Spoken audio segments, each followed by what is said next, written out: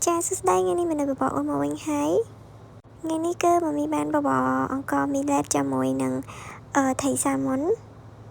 แต่បងគឺខ្ញុំងាស់អង្គមីលេតហ្នឹងក្នុង15នាទីហើយបន្ទាប់មកខ្ញុំដាក់ដុំស៊ុបចូលនេះជាដុំស៊ុបថៃសាមុនដែលថ្ងៃមុនខ្ញុំងាស់ឲ្យអូនទុកបកកអញ្ចឹងណា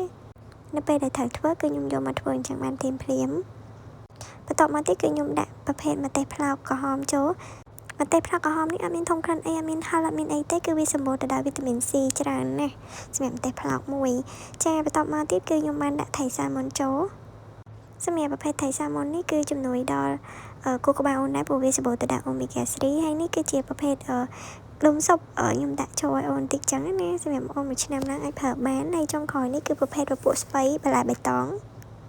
សម្រាប់បន្លែបៃតងនេះខ្ញុំដាក់ចូលដោយសារតែវាជួយសម្រួលដល់ពោះវៀនអូនហើយនឹងការបន្ទោបងអូនដែរអញ្ចឹងណាហើយទុកវារៀងមកស្ទុះរៀងឆ្អិនចឹងហើយចុងក្រោយគេគឺខ្ញុំដាក់ប្រភេទផេងអូលីវចូលដាក់ផេងអូលីវចូលតាមមួយផ្លែតចឹងហើយយើងកូរចឹងហើយគឺវាឆ្អិនហើយគឺរបាយនេះគឺកូនខ្ញុំអត់មានត្រូវចាំបាច់កិនចាំបាច់អីទៀតទេព្រោះគាត់មកខួបជាងហើយចាមួយឆ្នាំងនេះគឺអាចញ៉ាំបាន